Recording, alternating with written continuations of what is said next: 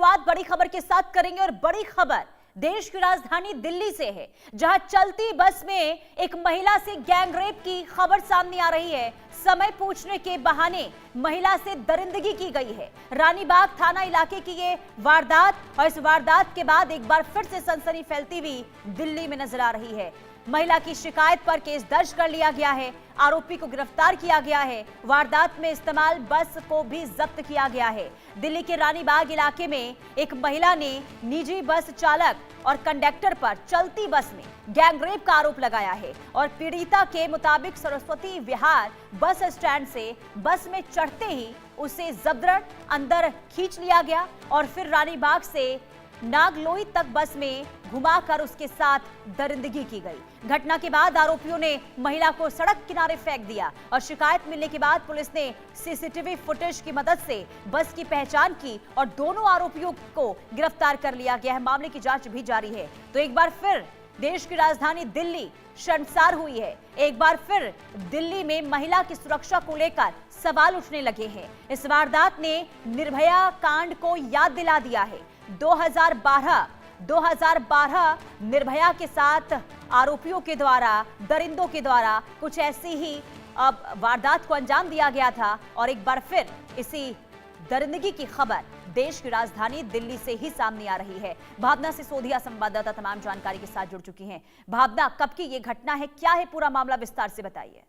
जी, मैं आपको बता दूं कि राष्ट्रीय राजधानी दिल्ली के रानीबाग थाना इलाके से जानकारी सामने आई है कि सोमवार देर रात महिला के साथ बस में गैंगरेप किया गया। अगर बात की जाए तो जानकारी आ रही है कि पीड़िता सुल्तानपुरी से अपने घर की तरफ आ रही थी। जब रास्ते में सरस्वती विहार पर उसने समय पूछने के लिए एक बस वाले से समय पूछा तो कहीं ना कहीं उसके साथ जबरन उसे बस में खींच लिया गया। उसके साथ वारदात को अंजाम दिया गया और 2 से 3 लोग बताए जा रहे हैं जिन्होंने पीड़िता के साथ दरिंदगी की है और उसके बाद पीड़िता को कहीं साइड में जो है फेंक कर चले गए। वहीं पीड़िता के बयान के आधार पर ये जानकारी आ रही है कि फिलहाल बस को जब्त कर लिया गया है और बस कंडक्टर और एक जो आरोपी साथी है उसको भी गिरफ्तार कर लिया गया है और पुलिस जो है अभी इस पूरे मामले की जांच पड़ताल में जुटी हुई है। वहीं अगर पीड़िता की माने तो देर रात जब वो आ रही थी तब उसके साथ इस वारदात को अंजाम दिया गया। फिलहाल ये कहा जा सकता है कि 2 आरोपियों को दिल्ली पुलिस द्वारा जो है गिरफ्तार कर लिया गया है। भावना, देखिए आरोपियों की गिरफ्तारी हुई है, लेकिन एक बार फिर से यहां पर सुरक्षा को लेकर सवाल उठने लगे हैं। पहले तो ये जानकारी दीजिए कि महिला की स्थिति कैसी है। जी, मैं आपको बता दूं कि फिलहाल अगर महिला की बात की जाए तो महिला की स्थिति जो है वो सही बताई जा रही है। फिलहाल महिला जो है अपने परिवारजनों के साथ ही है, लेकिन किसी भी तरीके से बातचीत करने से इनकार करती हुई महिला नजर आ रही है। क्योंकि जिस तरीके से उसके साथ दरिंदगी की वारदात को अंजाम दिया गया तो कहीं ना कहीं डर के माहौल में महिला देखी जा रही है। वहीं अगर देखा जाए तो निर्भया कांड के बाद जिस तरीके से ये हादसा सामने आया है तो कहीं ना कहीं महिला सुरक्षा के ऊपर तमाम बड़े सवाल जो है वो खड़े होते हैं। जहां एक तरफ प्रधानमंत्री नरेंद्र मोदी जी कहते हैं बेटी बचाओ बेटी पढ़ाओ, तो वहीं दूसरी तरफ बेटियों के साथ जब इस तरीके की दरिंदगी होती है तो कहीं ना कहीं आखिरकार तमाम बड़े सवाल जो हैं वो खड़े होते हुए नजर आते हैं कि महिलाएं सुरक्षित कहाँ हैं। अगर महिलाएं अपने किसी परिजन के घर पे जाती हैं और वहां से वापसी लौटती हैं तो इस तरीके की वारदात उनके साथ हो जाती है, काम पर जाती है, तब वहां पर महिलाएं सुरक्षित महसूस नहीं करती हैं। तो अगर देखा जाए तो कई सवाल हैं और ये घटना एक बार फिर से देश की राजधानी दिल्ली को शर्मसार करती है, क्योंकि जब निर्भया कांड हुआ था देश भर में आक्रोश देखने को मिला था और इसके बाद ऐसा लगा था कि शायद ऐसी घटना नहीं होगी, लेकिन आए दिन इन घटनाओं में इजाफा हो रहा है। महिलाओं की अस्मिता को तार-तार किया जा रहा है और एक बार फिर से इस घटना ने सबसे ज्यादा सवाल ये खड़ा किया है कि अगर कोई महिला देर रात अपने दफ्तर से घर को लौटती है तो वो सेफ नहीं है, सुरक्षित नहीं है। ये बात बिल्कुल सही है। कहीं ना कहीं देखा जाए तो जहाँ महिलाओं को उनका अधिकार देने की बात की जाती है, हक देने की बात की जाती है, वहीं दूसरी तरफ जिस तरीके से महिलाओं के साथ दरिंदगी सामने आ रही है तो कहीं ना कहीं महिलाएं खुद को जो है असुरक्षित महसूस करने लगी हैं। देखिए, इस पीड़िता से जब बातचीत हुई थी तो पीड़िता भी साफ तौर पे कहती हुई नजर आई कि वो अपने परिजन सुल्तानपुरी से अपने परिजन के घर से जो है रात को वापस लौट रही थी और जब उसने समय पूछा एक बस वाले से तो उस समय उसके साथ इस तरीके की दरिंदगी की वारदात को अंजाम दिया गया, उसे जबरदस्ती बस में खींचा गया। तो कहीं ना कहीं देखा जाए तो महिला जो है वो खुद को असुरक्षित महसूस करती हुई नजर आ रही है। निर्भया कांड के बाद जिस तरीके से एक और वारदात, इससे पहले लगातार महिलाओं के साथ दरिंदगी की वारदात सामने जरूर आ चुके हैं, लेकिन बस में घटना जिस तरीके से ये सामने आई है तो तमाम बड़े सवाल जो है वो खड़े होते नजर आ रहे हैं। वहीं फिलहाल पुलिस ने जो है 2 आरोपियों को इस पूरे मामले में जो है गिरफ्तार कर लिया है। बाकी आरोपियों की तलाश, जो महिला के बयान के आधार पर जो है बाकी आरोपियों की तलाश भी जो है वो जारी है और उनको भी जल्द से जल्द पकड़ने का पुलिस दावा करती हुई नजर आ रही है। लेकिन भावना, अब ये जो दरिंदे थे जिनकी गिरफ्तारी हुई है, इनके बारे में क्या क्या जानकारी मिल रही है? कौन थे ये?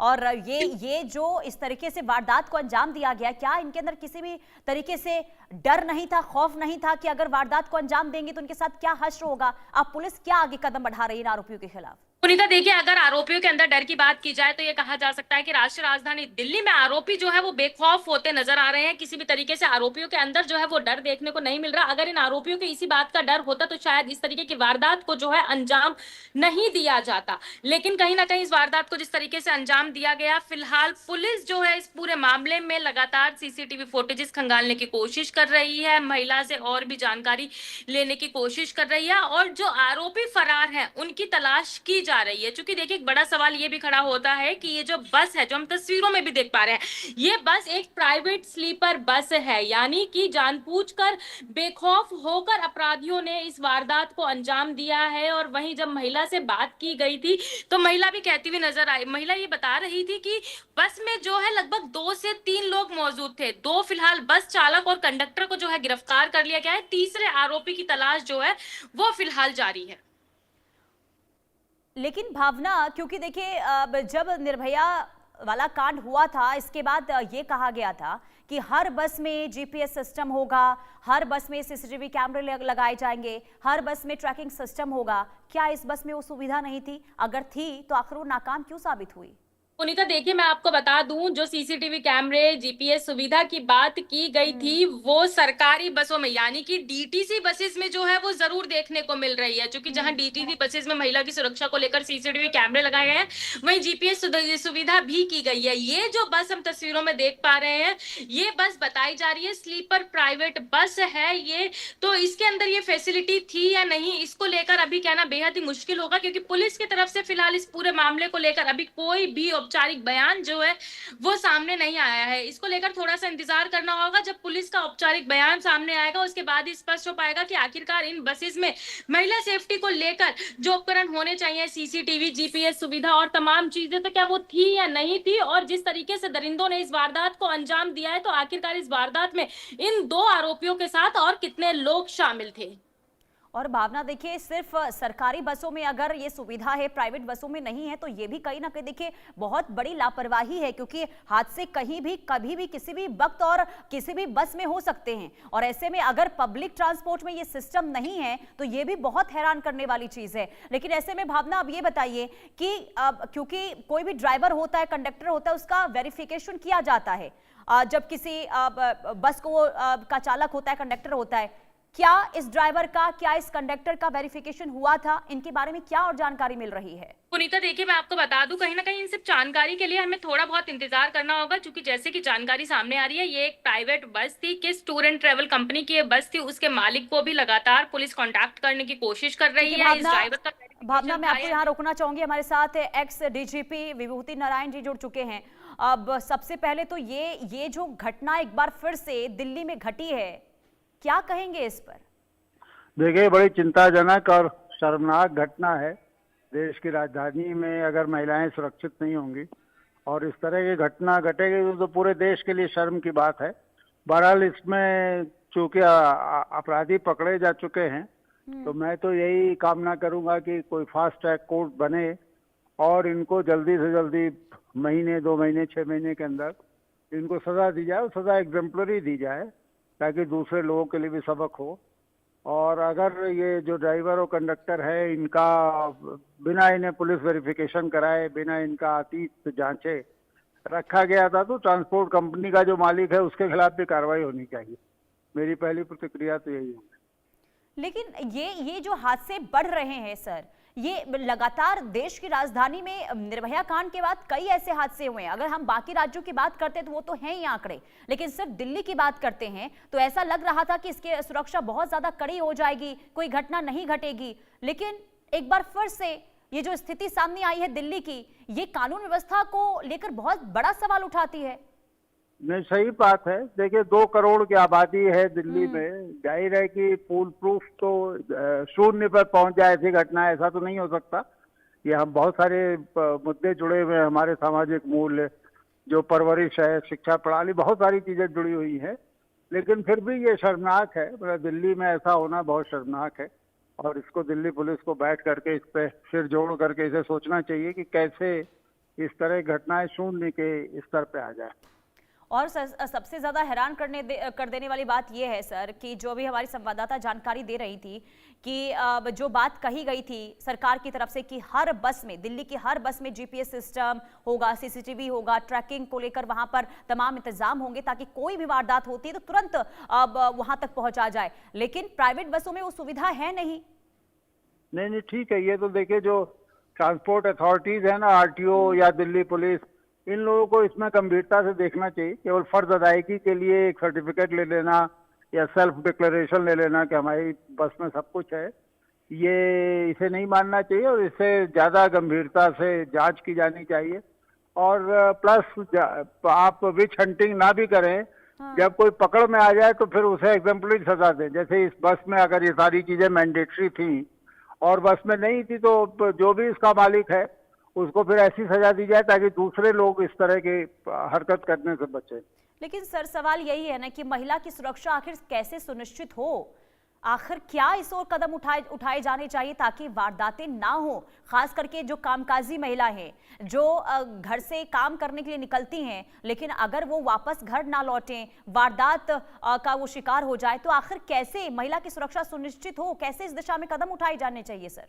ये तो सही है। देखिए बहुत सारी चीजें, जब निर्भया का कांड हुआ था तो एक सुप्रीम कोर्ट के रिटायर्ड जज की अध्यक्षता में एक कमेटी बनी थी, बहुत सारे रिकमेंडेशंस उन्होंने किए थे, उनमें बहुत से लागू भी हो गए। मैं तो ये विश्वास कर रहा हूँ कि 100% लागू हो गए होंगे।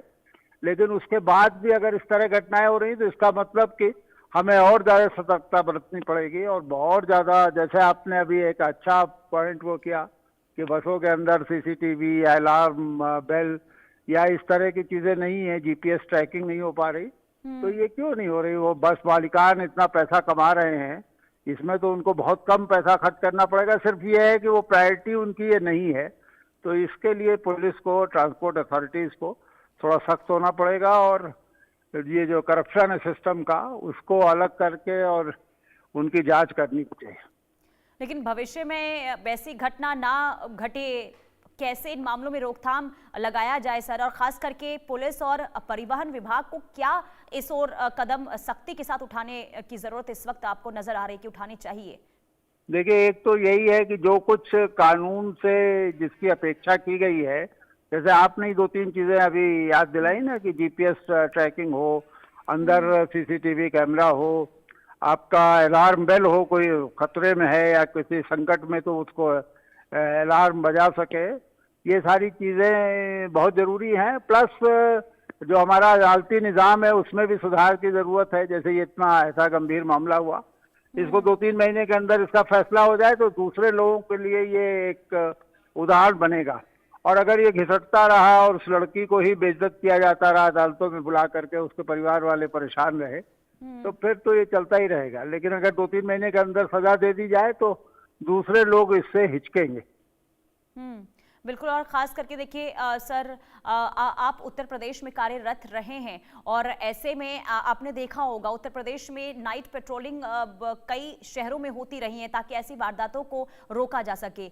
दिल्ली में क्या ऐसी व्यवस्था की जरूरत है? अगर वहां पर जो घटनाएं लगातार घट रही हैं, अब क्या इसके लिए रैंडम बस की चेकिंग होना भी बहुत ज्यादा जरूरी हो जाता है, खास करके रात के समय में?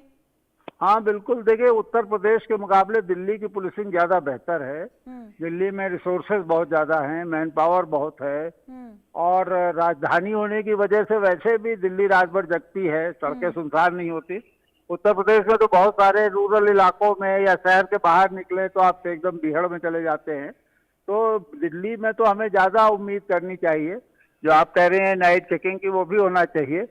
ये तो दिल्ली में तो कोई बहाना हो ही नहीं सकता। पुलिस ये नहीं कह सकती कि उसके पास रिसोर्स नहीं है या वो किसी इनएडिकेसी से जूझ रही है। तो यहाँ तो बेहतर होना चाहिए। लेकिन वो व्यवस्था नजर नहीं आती ना सर। आपने हाँ, जैसे तो बताया ये कि उत्तर प्रदेश से ज्यादा यहाँ पर मैन पावर है, यहाँ पर तमाम फैसिलिटीज उत्तर प्रदेश से ज्यादा है, लेकिन वो हमेशा सुरक्षा को लेकर देश की राजधानी दिल्ली सवालों के घेरे में रही है और एक बार फिर से शर्मसार हुई है दिल्ली। नहीं, सही बात है। देखिए, दिल्ली तो देश की राजधानी, हम कहते हैं हम दुनिया की 5वीं सबसे बड़ी अर्थव्यवस्था बन गए हैं। लेकिन आप बहुत सारी चीजों पे आपको लगता है ना, जैसे दिल्ली शायद दुनिया की अकेली राजधानी है जहां आप हवाई अड्डे से बाहर चले तो आपको गाय और सांड के झुंड दिखाई देते। मतलब ये तो गवर्नेंस की कमी है ना, इसमें कोई रिसोर्सेज की कमी नहीं है। आपके जो पेमेंट्स टूटे हुए हैं या सफाई नहीं हो रही या पॉलिथीन इसका कचरा आपको जगह जगह दिखाई दे रहा है, तो ये तो गवर्नेंस की कमी है। तो दिल्ली की गवर्नेंस तो निश्चित रूप से इसलिए भी इम्प्रूव की जानी चाहिए क्योंकि दिल्ली देश की राजधानी है। लेकिन सवाल यही होगा विभूति सर कि कैसे कैसे महिला की सुरक्षा सुनिश्चित हो। सही है, सही है। क्योंकि जो तस्वीरें सामने आ रही हैं बार बार, ना सिर्फ दिल्ली से बल्कि कई राज्यों से ऐसी तस्वीरें आई हैं जहां वारदातों को खुले तौर पर अंजाम दिया जाता है बिना किसी खौफ के। सवाल यही कि आखिर कैसे सुरक्षा को लेकर बड़ा कदम उठाया जाए ताकि ऐसी घटना ना हो। एक छोटा सा जवाब इस पर सर मैं आपसे चाहूंगी। करना पड़ेगा ना कि औरत को केवल उपभोग की वस्तु बन गई औरत, उसमें हमें अपनी मानसिकता और अपने मूल्य बदलने पड़ेंगे। ठीक है। और दूसरी चीज है कि कानून को नाफिज करना पड़ेगा। सर बहुत शुक्रिया इंडिया न्यूज से जुड़ने के लिए और बताने के लिए कि क्या व्यवस्थाएं इस वक्त जरूरत